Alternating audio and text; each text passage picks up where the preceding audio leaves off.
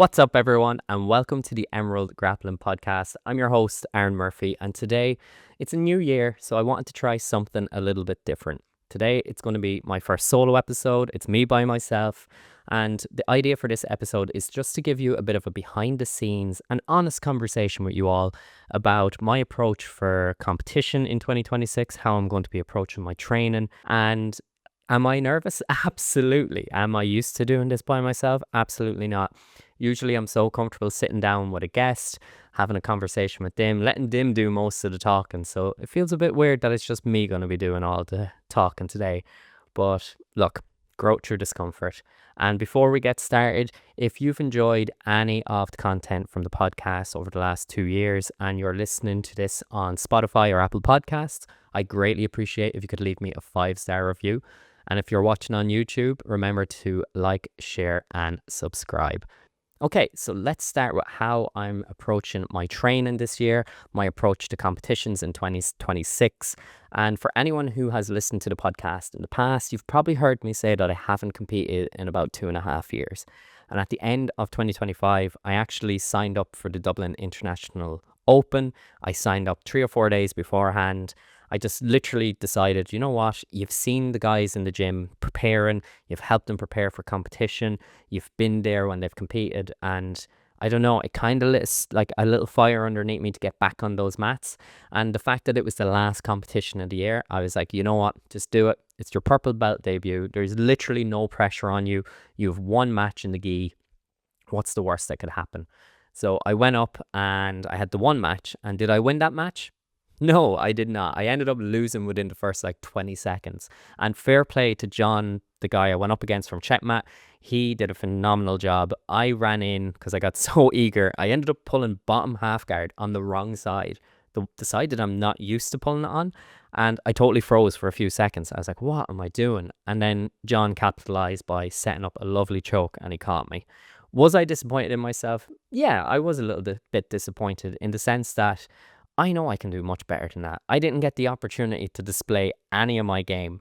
And genuinely, that was a learning lesson for me that I needed to be more active on the mats. I needed to have better preparation for going to do any competitions.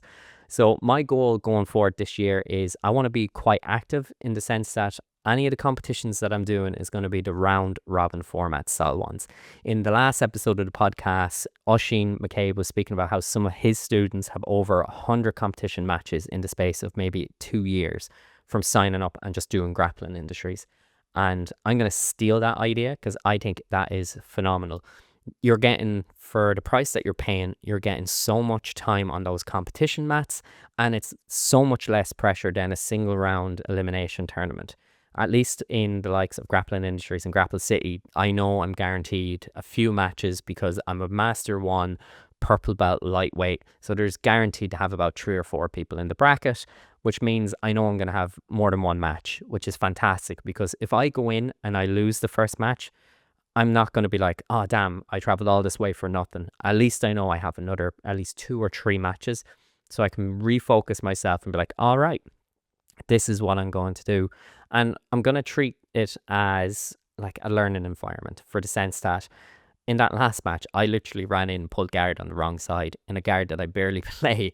So going forward, I'm going to be like, nope, I'm not doing that. I am going in. I'm going to learn from my mistakes. I'm going to go in. I'm going to use all this information that I learn from each match and apply it to my training, especially when it comes to like pulling guard, setting up my grips. And the fact that I'm going to record all these matches as well for myself is a great learning resource in the sense that I'm going to bring this back to my coaches in Lakeland. Sorry in advance, lads, I'm going to be asking way more questions than normal now, so you've been warned.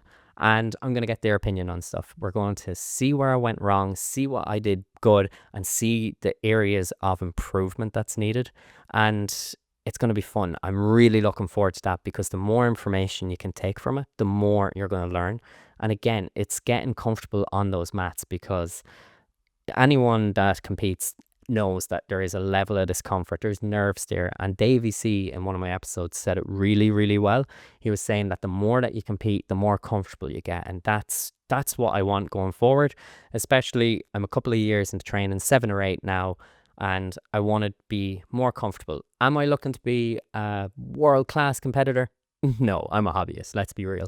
I'm just looking to do 3 or 4 competitions a year, see how my skills are transferring onto the competition mats and seeing where I improve.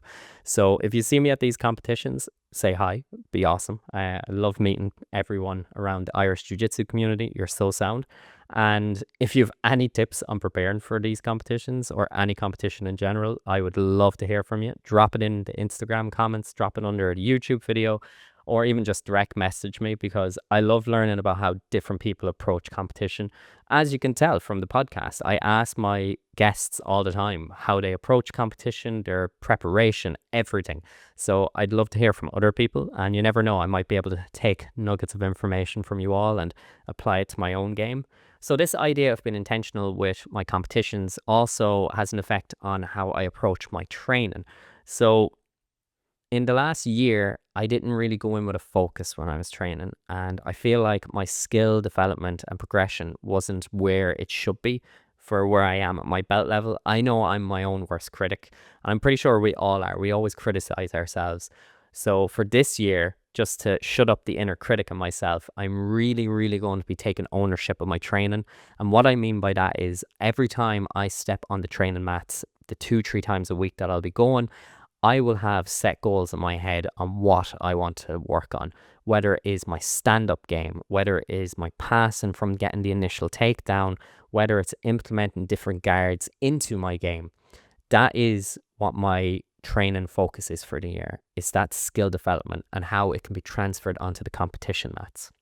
So for myself, I've set the goal for the first 3 months that I want to work on my guard pulling along with stand-up. So as much as I love pulling guard, I do have a judo background, which I haven't implemented or even like practiced in so long.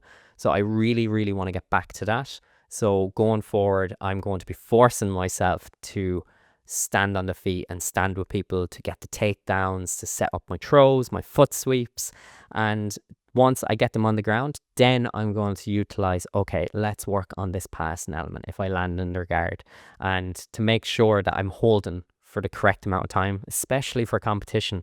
I know myself when I'm in training, I do rush through the positions. I'm rushing passing the guard. I'm not holding them down for like the 3 seconds to get the points. I'm literally going in, having fun, not really taking in what I'm doing properly. But this year, it's all going to change, hopefully. And the plan is I'm going to go in with these set goals in my head, hold these positions that I know that I'm gathering these points, and then work my way up on developing them skills. And then later on, as I go out throughout the year, I'll be looking to add in different elements of the game, whether I'm looking to improve on my guard, whether I'm looking to add and develop new guards. And one way that I've actually taken the initiative is I've signed up for the Art of Jiu-Jitsu online.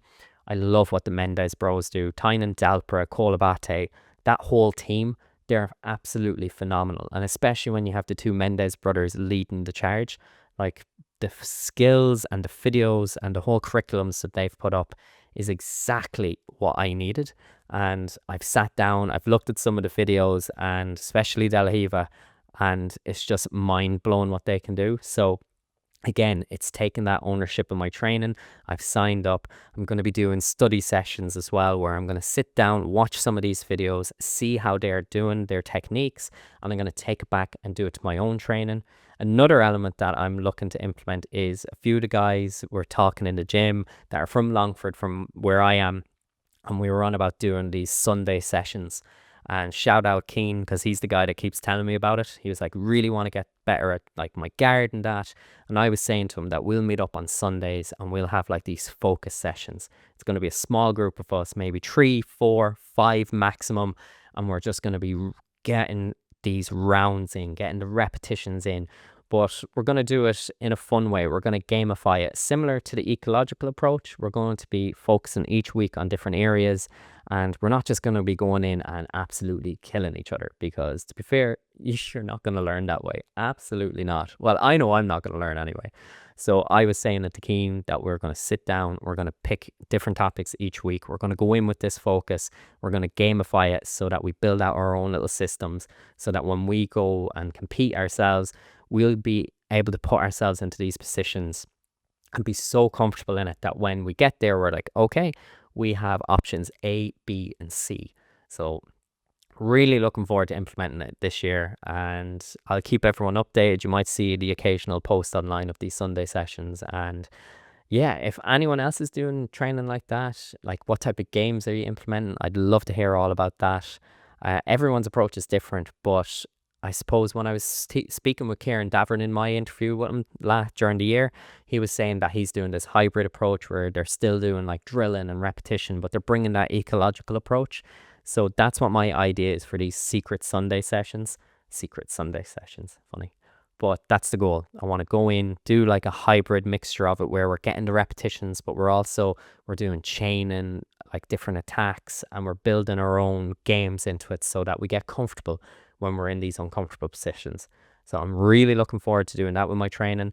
Another focus is definitely going to be cross training. I'll be going to a few different gyms. You've probably seen me pop up at the likes of Leitrim Jiu-Jitsu, Sligo and Atlantic. Those guys throw savage seminars. Highly recommend anyone that is looking to improve their game. Last year, the John Thomas summer camp was unbelievable. And I've popped up different places, Grapple as well. And it's putting yourself into the position of going up against different people's styles that you're not normally accustomed to. I know that when I go to different gyms, like everyone in Lakeland kind of knows what my game is. But when I go to other places, people aren't sure because they haven't rolled with you before, or they haven't rolled with you in such a long time that you may have developed different skills, different setups. And I really think that'll be beneficial, especially with my goal of competing this year, is the fact that I'll be able to sit down, go to these gyms and try these different techniques and see how they fare out against people who don't know my game. It's kind of simulating competition without actually being on the competition mats, without the pressure as well. So that might be a fun way for me. Hopefully, if anyone else has thoughts on cross training, love to hear it. And yeah, I'm really excited for it. It's going to be so different. Such a cool approach to have. And yeah, I'm really excited for it. So if you want to invite me down to your gym sometime, feel free, hit me up on Instagram. I'll definitely not say no to get different levels of training in. And yeah, I'm so excited. I'd love to actually see, funny enough, like a gi competition class based in the Midlands. I see Colin Curley is running them in Jungle at the moment. I know Andrew McGahan and Jean Luca had ran like the no gi training camps in Dublin and up in Team Torres. I would love to see a gym kind of hosting that in the Midlands for gi, maybe no gi, and get so many different bodies on the mat for cross training. So if anyone wants to steal that idea, fair play to you, go for it. I'll definitely be there to get some rounds in. So yeah, hopefully I'd love to see something like that kick off in the Midlands. And yeah, I'm really excited to see how my training goes forward this year. Before I wrap up this episode of the podcast, I just want to thank everyone who has supported me over the last 19 to 20 months. I greatly appreciate everyone who has watched any of the videos, who's listened to the full episodes, who's watched any of the content, even to the guests. I am extremely grateful for you for joining me on this journey, for telling me your story, sharing some phenomenal insights, having me in your gyms and accommodating me to set up and to sit down and record these episodes. Without you guys and girls, this podcast wouldn't be where it is today. And I just wanted to take this opportunity to thank each and every one of you.